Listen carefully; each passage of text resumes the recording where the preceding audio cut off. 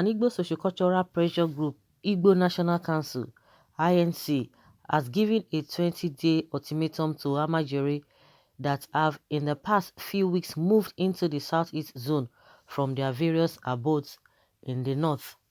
According to a press statement by the national president, Chilos Godsent, made available to newsmen in Owerri yesterday, he claimed that the ALMAJIRIS might be terrorists in disguise who have flooded the Igbo land to cause havoc. He said the Igbo National Council is very worried about the hidden motive of this clandestine movement of suspected trained jihadist militants, mercenaries and ammunition into southern Nigeria at this period of our existence.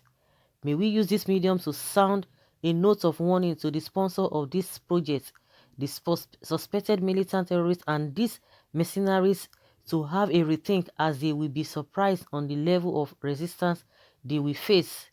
We wish to inform these mercenaries and their sponsors that no nation has a greater monopoly of violence over others, and that the Igbo race are not known to be cowards and can never be cowards in the face of these threats to our collective existence and self-preservation.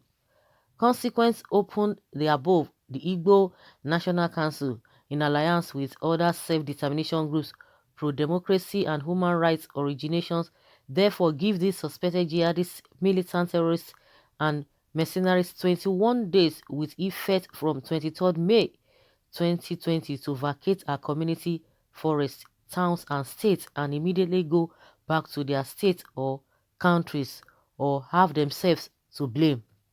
Finally, we call on the Inspector General of Police, IGP, to quickly set up a special joint security task force to properly search and scrutinize all trucks, trailers and luxurious buses plying our roads in order to avert the avoidable calamity that may befall Nigeria if these suspected terrorist militants and mercenaries are allowed to strike.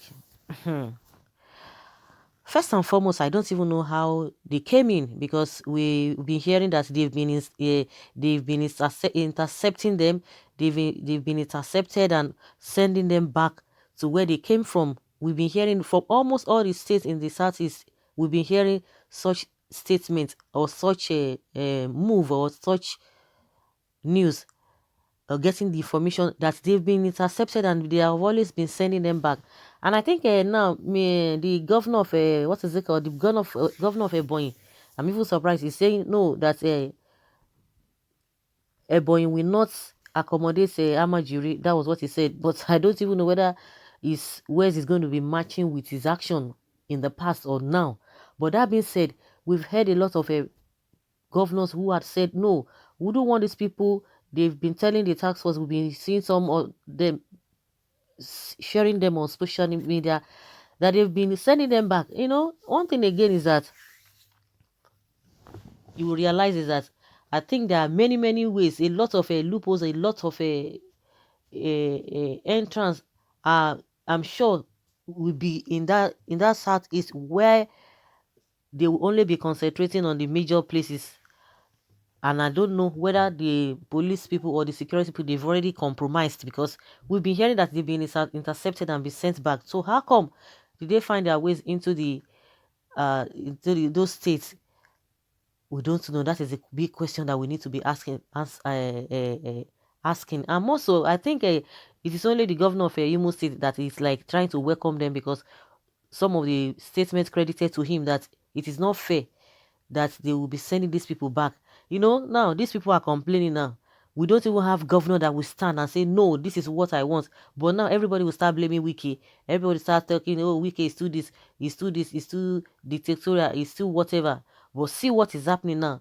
When governor, because these people are not supposed to be the one to be speaking. You can imagine even in Port Harcourt, we don't have all this social whatever that will be issuing statements. The governor is taking the lead.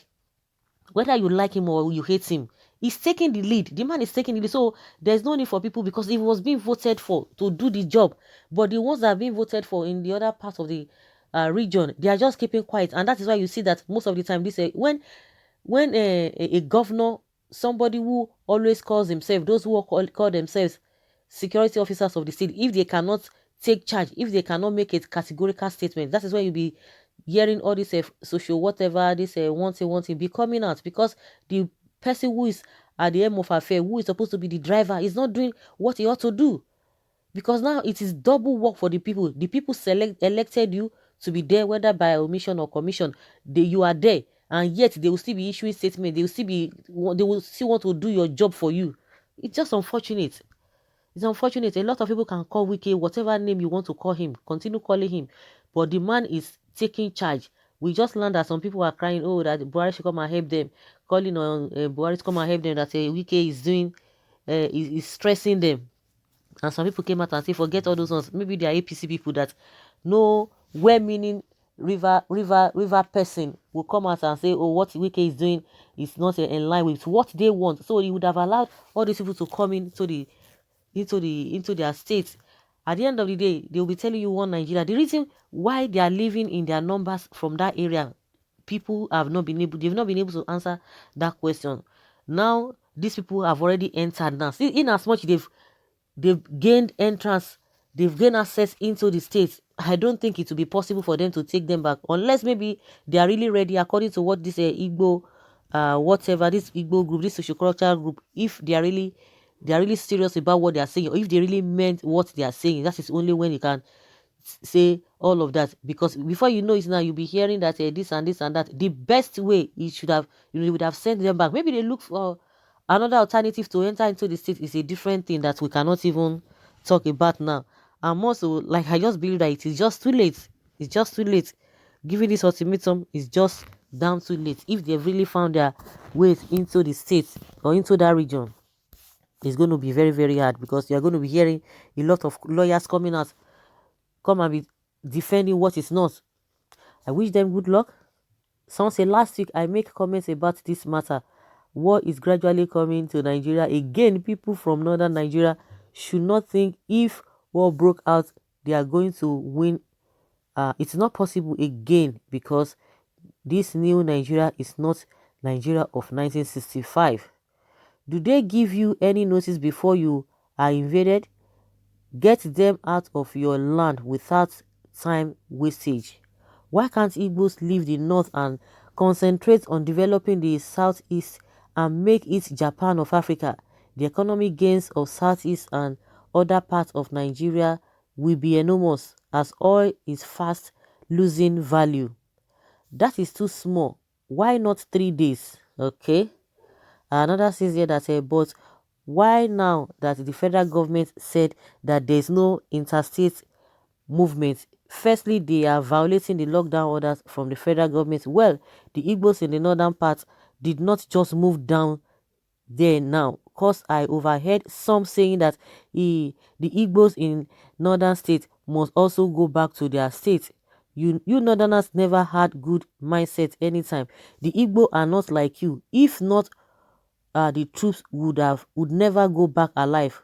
Okay, and they must mention their sponsor for this and their mission. These Amajiri were hiding in every truck, buses and lorries, carried bags of rice, etc., down to east and emptied them into the bush. I suggest that the governors of east make security tight the more. Igbos, wake up from your slumber. There's no need giving them 21 days. Rather, you guys should strike them immediately. Then they have entered eastern states with guns and weapons to attack the people. The trucks were loaded with weapons. If you must know, IGP will not do anything because it's part of the setup. Okay, I remember that they are calling on the IGP. Hey, that's error. That is error. Error. Nothing will be done. Forget all those you are calling the IGP to do what? They will not do anything. He will not do anything. This is commendable if there is truth in this story. Okay? Before then, let all the Igbos evacuate from the northern part of this country. Yes, that is great. I love that. I love that the Lord is our strength. We don't cry when the milk has been spilled. Your governor and chief executive, Senator Opu Zodima, is their stooge, chief host and grandpatron rather. Prevail on him first before you resort to other measures. Otherwise, all your efforts shall sum up to futility. Have a rethink and face the bull by the horns to achieve your set objectives whenever one is apprehensive about the spread of this disease COVID-19 pandemic. So guys, let us hear your opinion. Do you think it is too late? Do you think there's anything that can be done if the so-called governors are not taking the lead? Do you think it will be possible for these people to get what they are demanding these people to do, for them to live, giving them 21 days? Some people are even saying that 21 days is not too small. That is taking too much time. What do you think? Let's have your opinion in the comment section. Thank you.